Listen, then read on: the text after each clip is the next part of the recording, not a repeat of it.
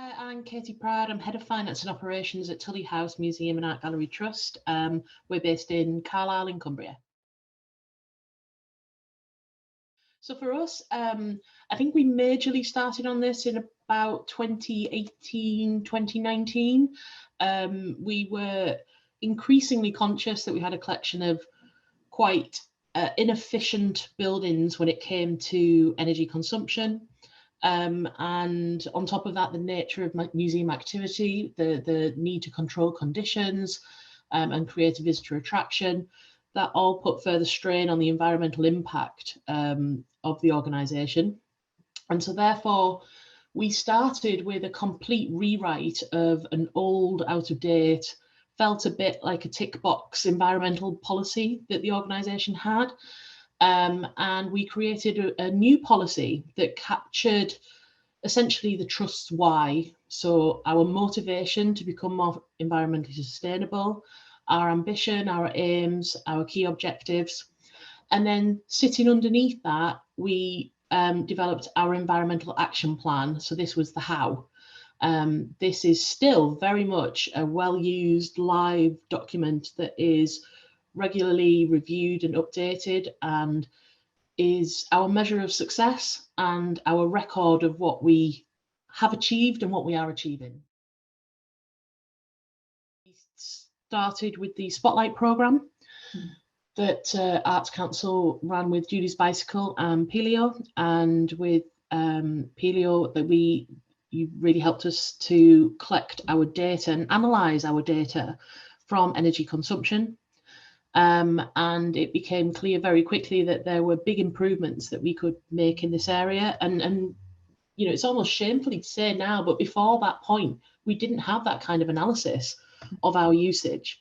And the biggest issue I think we faced immediately was that the way the trust procures its energy, it's through the Cumbria County Council buying group, which means that we were very much we felt very much at a distance from the contract negotiations. We had no control over the procurement process.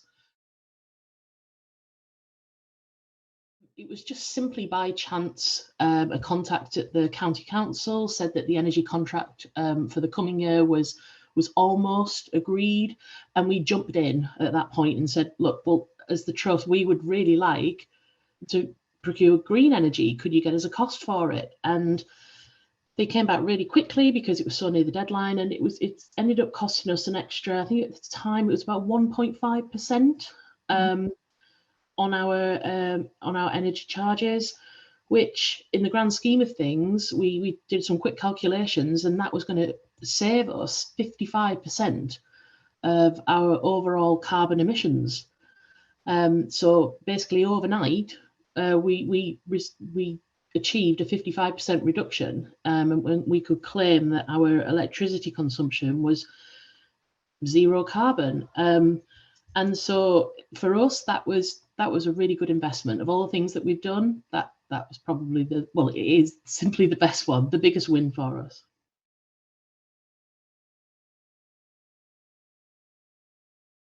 Yeah, so again, I mean, using data, we had Russell Laborie who works with Pelio to carry out an energy and carbon saving audit for us, and that was in October 21.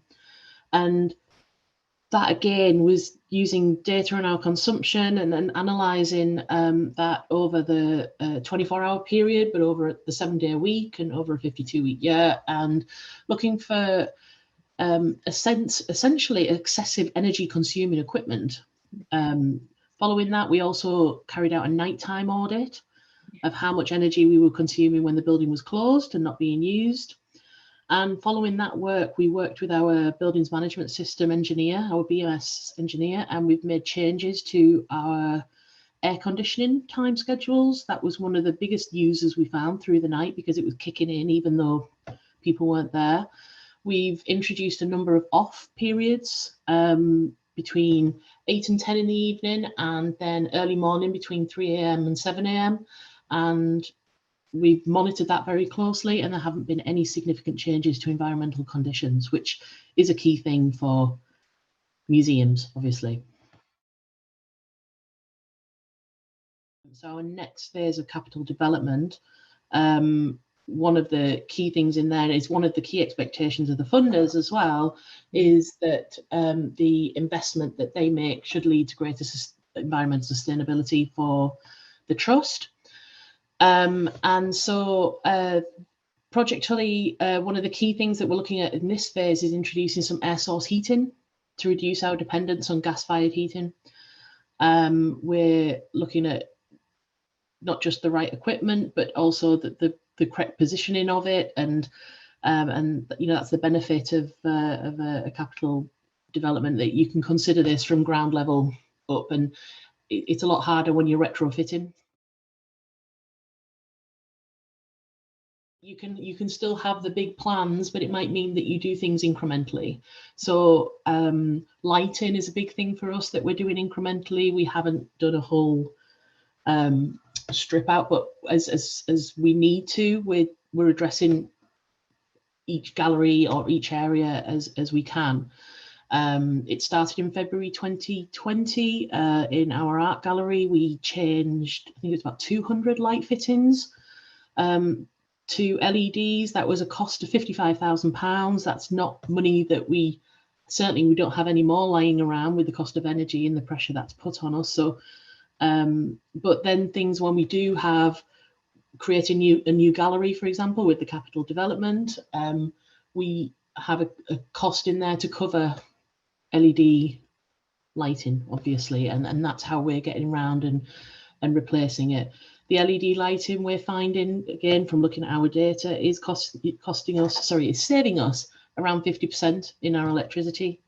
And in addition to that, they don't require the same setup or maintenance. So, you know, you get savings there as well in terms of staff time and ongoing maintenance of those lamps. We've upgraded our buildings management system to allow closer monitoring, remote operation. That was useful during lockdown. And then, you know, alongside the buildings, just thinking about how our overall environmental action plan, it also covers things like using our programme, our exhibitions, our displays. We centre on our designated natural sciences collection, so using that to show visitors the impact of environmental degradation on flora, fauna, landscape of Cumbria. We've massively increased reusing and recycling. There's lots of little things that have added up, especially in reusing and recycling, have added up to actually quite big results for us.